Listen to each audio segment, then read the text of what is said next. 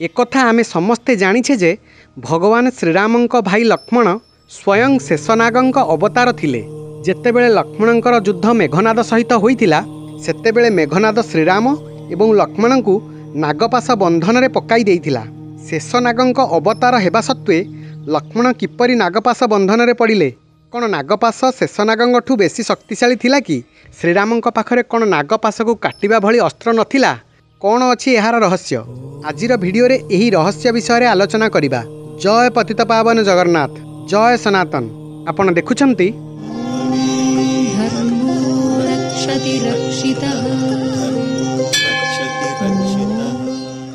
वाल्मीकि रामायण युद्धकांड सर्ग 45 अनुसार श्रीराम इंद्रजित को खोजिबा पई 10 जन बानर सेना मुख्य को आज्ञा देले। सेतेबेले सेमाने विशाल वृक्ष धरी वीरदर्परे इंद्रजित को खोजिबा पई 10 दिग को आकाश मार्ग रे चलिले। किंतु इंद्रजित बेगवान अस्त्र वर्षा करी सेही बानर मानकु अटकाई देला। एहा परे इंद्रजित श्रीरामंक उपरकु शरीर को विदीर्ण करिबा भली अस्त्र वर्षा करिबाकु लागिला। श्रीराम एवं लक्ष्मणंक उपरकु सर्परूपी अस्त्र एते मात्रा रे वर्षा कला कि सेमानंक शरीर रे एमिति कोनोसी स्थान रहिला नाही जेउठी अस्त्राघात होई नाही। सेतेबेले इंद्रजित अंतर्ध्यान होई युद्ध करुथाए। से कहिला, मु अंतर्ध्यान होई युद्ध करिबा समय रे स्वयं इंद्र मध्य देखि पारंती नाही। तुमे तो सामान्य मनुष्य। मु तुम दुई भाई को सर्परूपी अस्त्रजाल रे बंधन करी पकाई देइछि। मु एबे तुम दुही को जमलोक पठाई देबी। एहा कही से अधिक अस्त्र वर्षा करिबाकु लागिला एवं गर्जन करिबाकु लागिला। एही समय रे दुई भाईंकर अल्प समय भितर एमिति अवस्था होई गला जे सेमानंक शरीर रे आखि खोली देखिबा पई मध्य शक्ति रहिला नाही। एहीपरि सेमानंक समस्त शरीर अस्त्र द्वारा विदीर्ण होईगला एवं सेमाने भूमि रे पड़ीगले।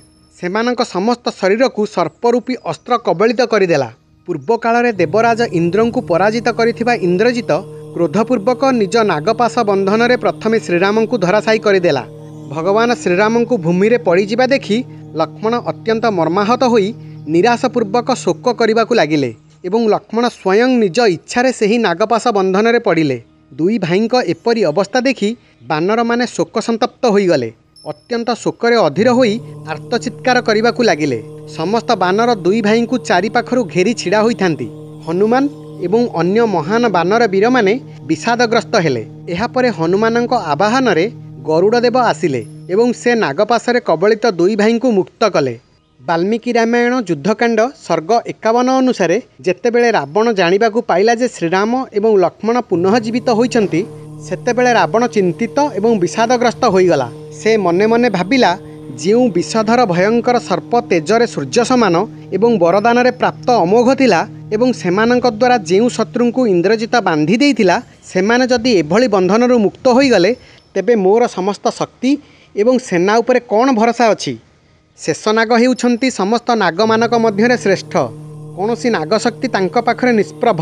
किंतु शेषनागंक अवतार लक्ष्मण भाई श्रीरामंकर एभली अवस्था देखि स्वइच्छारे से नागपाश पाखरे आत्मसमर्पण करि देइथिले। श्रीराम भूमि रे पड़िबा परे मध्य से युद्धभूमि रे अटल अविचलित थिले। इंद्रजितर शक्तिशाली नागपाश लक्ष्मणंकर कौनसी क्षति करि पारि नथिला। किंतु सर्पमानंक द्वारा श्रीराम कबलित हेबा देखि से भांगी पड़िले एवं निज इच्छारे बंधन रे पड़िले।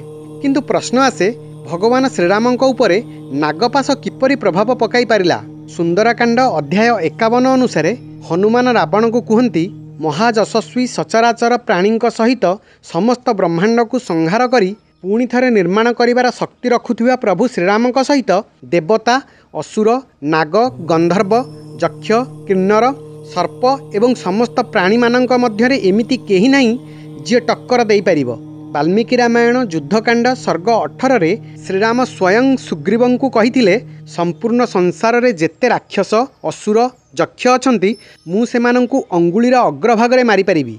आपण निजे विचार करंतु, जिए तीन लोकर स्वामी, जिए संपूर्ण ब्रह्मांड को नष्ट करी पुनः निर्माण करि परिबे, तांकु कोन केबे कोनोसी अस्त्रशस्त्र क्षति करि परिबो? जिए शिवधनु को अनायासरे भांगी देइथिले तांकु कोन कोनोसी पाशरे बंधन करि हेबो? एहा केवल तांकर दिव्य लीला थिला। से आखि पिछुड़ाके लंकार समस्त सेना को समाप्त करि पारिथान्ते, किंतु से सेपरि करि नथिले, कारण तांकर मानव अवतारर उद्देश्य विफल होई जाइथान्ता। रामचरित मानस युद्धकांड अध्याय 184 रे एक समय भगवान शिव ମାତା ପାର୍ବତୀଙ୍କୁ ଶ୍ରୀରାମଙ୍କ ସମ୍ପର୍କରେ କୁହନ୍ତି, ଯିଏ ସ୍ୱତନ୍ତ୍ର, ଅନନ୍ତ, ଅଖଣ୍ଡ ଏବଂ ନିର୍ବିକାର, ସେ ଲୀଳା କରି ନାଗପାଶରେ ପଡ଼ିଛନ୍ତି। ସେ ନାଟକରେ ବିଭିନ୍ନ ଚରିତ୍ର କରିବା ଭଳି ଲୀଳା କରନ୍ତି। ଯୁଦ୍ଧର ଶୋଭା ବଢ଼ାଇବା ପାଇଁ ନାଗପାଶରେ ସ୍ୱୟଂ ବନ୍ଧନରେ ପଡ଼ିଛନ୍ତି। କିନ୍ତୁ ଏହାଦ୍ୱାରା ଦେବତାମାନେ ଭୟଭୀତ ହୋଇଗଲେ। ଯାହାଙ୍କ ନାମ ଜପ କରି ସିଦ୍ଧମୁନି ସଂସାର ରୂପକ ବନ୍ଧନକୁ କାଟିଥାନ୍ତି, ସେ ସ୍ୱୟଂ ବନ୍ଧନରେ ପଡ଼ିପାରିବେ କି? ଭଗବାନ ଶ୍ରୀରାମଙ୍କ ସଗୁଣ ଲୀଳାକୁ ବୁଦ୍ଧି ଏବଂ କଥାରେ ତର୍କ ଦ୍ୱାରା ନିର୍ଣ୍ଣୟ କରିହେବ ନାହିଁ। ବାଲ୍ମୀକି ରାମାୟଣ ଅନୁସାରେ ମେଘନାଦର ଅସ୍ତ୍ରକୁ ବ୍ରହ୍ମାଙ୍କ ଦ୍ୱାରା ଅମୋଘ ହେବାର ବରଦାନ ଦିଆଯାଇଥିଲା। ଶ୍ରୀରାମ ବ୍ରହ୍ମାଙ୍କର ମାନ ରକ୍ଷା କରିବାକୁ ଯାଇ ଲୀଳା କରି ସେହି ବନ୍ଧନରେ ବାନ୍ଧି ହୋଇଗଲେ। ବାଲ୍ମୀକି ରାମାୟଣ ସର୍ଗ 71 ଅନୁସାରେ ଯେତେବେଳେ ମେଘନାଦ ଏବଂ ଲକ୍ଷ୍ମଣଙ୍କ ଭିତରେ ଯୁଦ୍ଧ ହୋଇଥିଲା, ସେତେବେଳେ ଲକ୍ଷ୍ମଣ ନିଜ ସାଧାରଣ ଅସ୍ତ୍ର ଦ୍ୱାରା ଇନ୍ଦ୍ରଜିତକୁ ମୂର୍ଚ୍ଛିତ କରିଦେଇଥିଲେ। ଇନ୍ଦ୍ରଜିତର ଅମୋଘ ନାଗପାଶ ଦ୍ୱାରା ପ୍ରଭାବିତ ନ ହୋଇ ଲକ୍ଷ୍ମଣ ଅବିଚଳିତ ଭାବରେ ସାମ୍ନା କରିଥିଲେ। ଯେତେବେଳେ ଭାଇ ଶ୍ରୀରାମ ସ୍ୱୟଂ ସେହି ବନ୍ଧନକୁ ସ୍ୱୀକାର କରିନେଲେ, ସେତେବେଳେ ସେ ମଧ୍ୟ ବନ୍ଧନକୁ ସ୍ୱୀକାର କରିନେଲେ। ନଚେତ୍ ସଂସାରରେ ଏମିତି କୌଣସି ଅସ୍ତ୍ର କିମ୍ବା ପାଶ ନାହିଁ ଯିଏ ପ୍ରଭୁ ଶ୍ରୀରାମ ଏବଂ ଲକ୍ଷ୍ମଣଙ୍କୁ ବାନ୍ଧିପାରିବ। ଶ୍ରୀରାମ ଏବଂ ଲକ୍ଷ୍ମଣ ମାନବ ରୂପରେ ଥିଲେ, ସେଥିପାଇଁ ତାଙ୍କୁ ମାନବ ସୀମା ମଧ୍ୟରେ ରହିବାକୁ ପଡ଼ିଥିଲା।